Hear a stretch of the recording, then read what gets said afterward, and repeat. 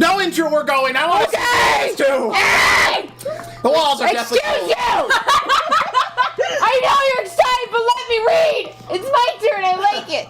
The walls were deathly cold. I screamed and screamed until my throat was sore, but there was no response. Through the cracks of the door, I could hear amused laughter. Oh, this is Lee's dad. Oh.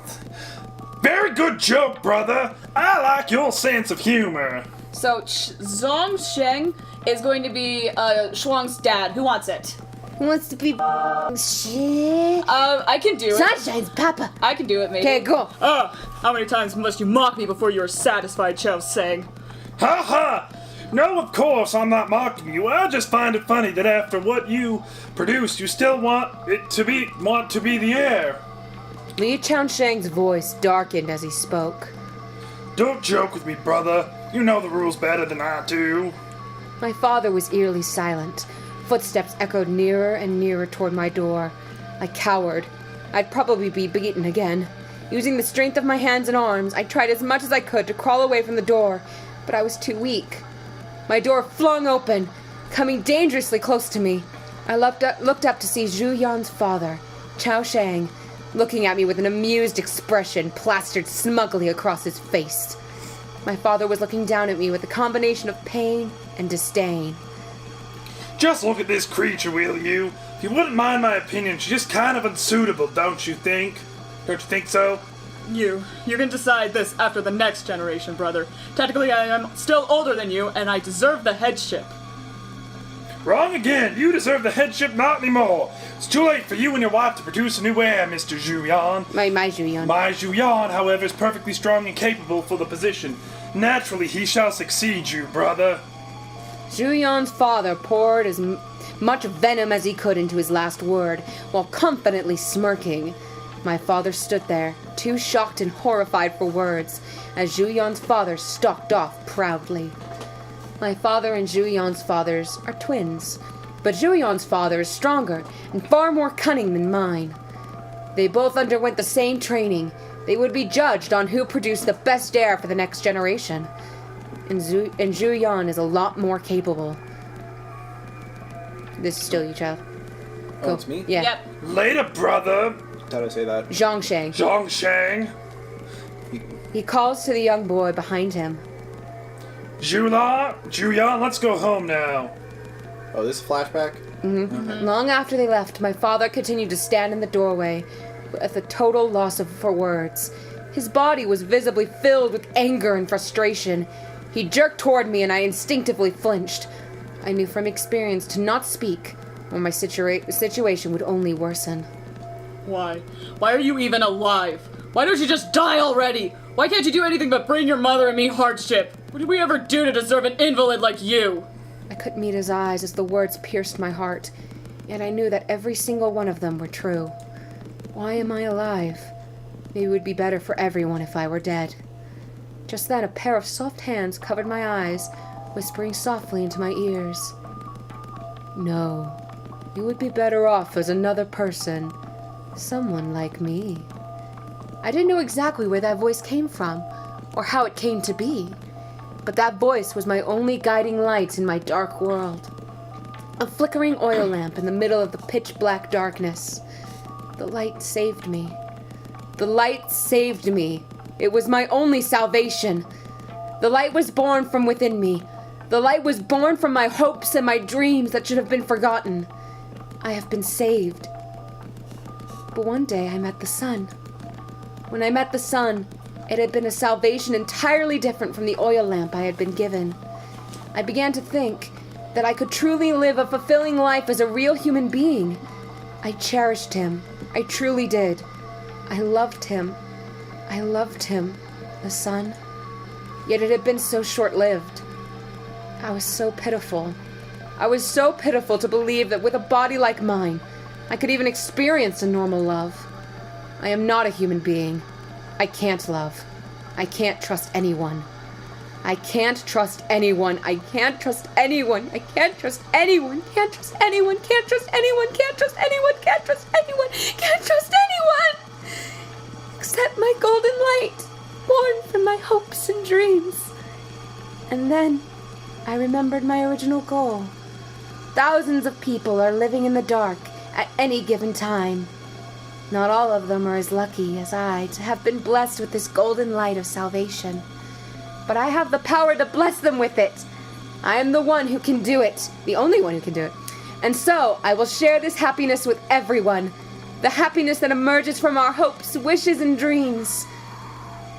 I jolt awake suddenly. Was that Father and Mother? What a miserable little intruder. I thought he would at least try to mask his steps. Well, I suppose I should count myself lucky that he came to find me. Saves me the trouble of having to look for him. I will end this ridiculousness today. Milady, your shawl. Thank you, Shuang. Shuang's parents are lying motionless on the floor. They were not fast enough to react to Li Zhuyan's sudden ambush. When Shuang's father, who had been trained for countless years, had been unable to predict Li's actions, the boy was brilliant, he could give him that. They were slowly dying. Blood seeps through their expensive clothing, and it will only be a matter of time before they depart from the world. Blood was splattered everywhere, on the imported furniture, on the decorative art placed expertly on the walls, on the hardwood floor, slowly seeping its way into staining the entire room red. Could this be goodbye for them? Li Zhuyan was a horribly cruel young man. Rather than ending it instantly, he relished at the thought of seeing them die slowly in agony. Yes, a death filled with horrid pain was fitting for their portrayal against the main family. Training a daughter who is incapable of inheriting the family name? What were they even thinking? It's a violation of the rules in which they are supposed to honor. And so, the only option for them was to be executed for their insolence. Zhuyan, is it? Have you not learned how to knock politely? Like a decent human being, I'd imagine. Milady, shall I take care of him for you? Shuang, you have crossed the line. This time I will not let you off so easily. Why didn't you just kill him back there? I was with Xing Shang when I wiped the floor with you, was I not? Yet now you think you can take me down when I'm with a stronger ally? Exactly. I learned from my mistakes. I know how to get past your barrier this time. I would like to see you try, dear cousin. The sight of you turns my stomach. If I'm no longer than this child of the Branch family, I'm here to gain back what is rightfully mine. And I will change this family to something more, something better. What do you mean by that? You said that you once detested my hatred for doppelgangers. It's all starting to make sense. I've been doing some investigation. Have you really been feeding the doppelgangers? Feeding? What makes you think of that? When I touched your barrier last time, I felt the same energy contained within the doppelgangers I've encountered before was eerily similar with yours. Perhaps. Milady. So that's true, eh? Everyone has a right to have their wishes fulfilled. You, who kill people in cold blood, should think twice before lecturing me. Ha! That gives me yet another reason for your prompt execution. We, from the noble Li family, exist to destroy these vile, inverted souls. Credits! Ah! You, however, have betrayed us by feeding them power. It is true, cousin, but one thing. I did not feed them. They feed all on their own. All I did was to give them a slight push. Ha! You did that, huh? The one behind the huge increase in doppelganger incidents these days was you! I just offered people whatever they wanted to have their wishes come true, and with a slight touch of my magic, I granted their every wish. You insolent fool! Shuang snaps her fingers, and the butler beside her, Shuang, leaps forward to mercilessly attack Li. Li quickly blocks the attack with his sword, but Zhuang is extremely agile. Excuse you? I'm sorry, I have a theory. Okay. Before Li can even react, he responds with an immediate jab to his abdomen. He barely dodges, gasping for air. His breath was knocked out from his lungs. If this battle keeps up for any longer. This added a surprising twist to his calculations. That boy. Li leapt up upon recovering, only to be pushed down once more. Shuang was nothing more than a mere blur. How could he be that fast? Is he a doppelganger? Next time, please do not try to stop Milady before honing your own skills. Your childish attempts are rather pesky to Milady. I'm not going to let someone like you waste Milady's precious time. Don't mock me, you trash! Their blades danced around them, while Lee searched desperately for some form of an opening. The only thought that filled his mind was to who this servant really is. The main house held no knowledge of this particular boy's existence. Could it have been someone the Branch family hired without his family's knowledge? The name Zhuang is pretty similar to Shuang's. Is he perhaps an illegitimate brother of Shuang's? Just who is he? That only confirms my theory. Oh my Lee gosh. barely had any time to think straight, let alone uncover the mystery of the boy's existence. We have the same theory now. Slowly, Lee finally takes notice to his position in his fight. All of Lee's actions and movements have been defense till this point due to Zhuang's rapid stabs and swipes from his combat knife. The attacks were just too precise and deadly. Despite the fact that Lee had fought and won over hundreds of doppelgangers, he felt threatened by the young boy's attacks. He thrust his blade. Lee rolled back, allowing the blade to hit the floor. Was that an opening he saw? No. With a blink of an eye, the servant lunged forward once again. The mysterious boy never gave Lee a single chance to take the offense. All Lee could muster was a defensive position from the boy's deathly lunges, hoping that eventually the boy would tire. Lee is dumbfounded by the boy's fighting speed. How can he be so incredibly fast? This is pure insanity! Where did he even come from? With each slash made to take Lee's life, Zhuang gained speed. No matter how many blows Lee blocked, the boy never seemed to lose his relaxed composure. The sound of swords clashing echoed. Silver glimmered in the darkness. Surely it can't be a normal person. No mere human can fight with this much endurance and power. Sorry, I was just looking at one of the blood splatters on there. Oh, yeah.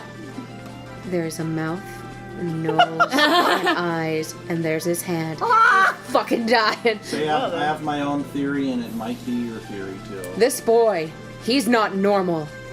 Who are you? Still, his main target is Shuang. He needs to get to her first and then deal with this boy later. At the first chance, Lee breaks himself free from the servant's attacks and sprints towards Shuang, his sword at the ready. What a grave mistake. Lee's strategy was backfiring on him.